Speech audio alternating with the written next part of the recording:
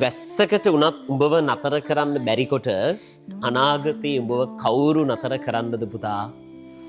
අද බැනුමක් ගාන උඹ නතර නොවෙනකොට, අද එන ප්‍රශ්නයක් ගාන උඹ නතර නොවෙනකොට, අද එන වේදනාවක් ගාන උඹ නතර නොවෙනකොට උඹ තනියම ගොඩනගන අධිරාජ්‍යයට මිනිස්සු අත තියන්නවත් බය වෙනවා.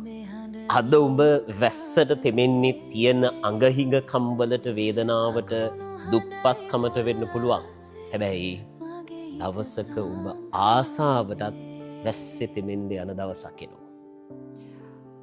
අද මිනිස්සුන්ගෙන් බැනුම් අහන්නේ, ප්‍රතික්ෂේප වෙන්නේ, දුක් විඳින්නේ, පාච්චල් වෙන්නේ කියන අසරණකමට වෙන්න පුළුවන්. අනාගතයේ දවසක් එනවා ආසාවටවත් මිනිස්සෙක්ගෙන් බැනුමක් අහන්න වෙන්නේ නැති.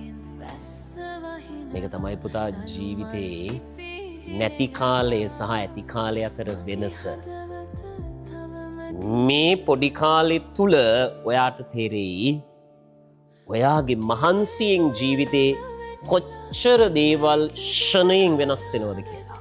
මම මුලින් කිව්ව වචනේ වැස්සටත් ඔබව හැමදාම තෙම්මන්න බැරි බව මතක තියාගෙන අදේන ප්‍රශ්නවලට, කරදරවලට මුහුණ දෙන්න.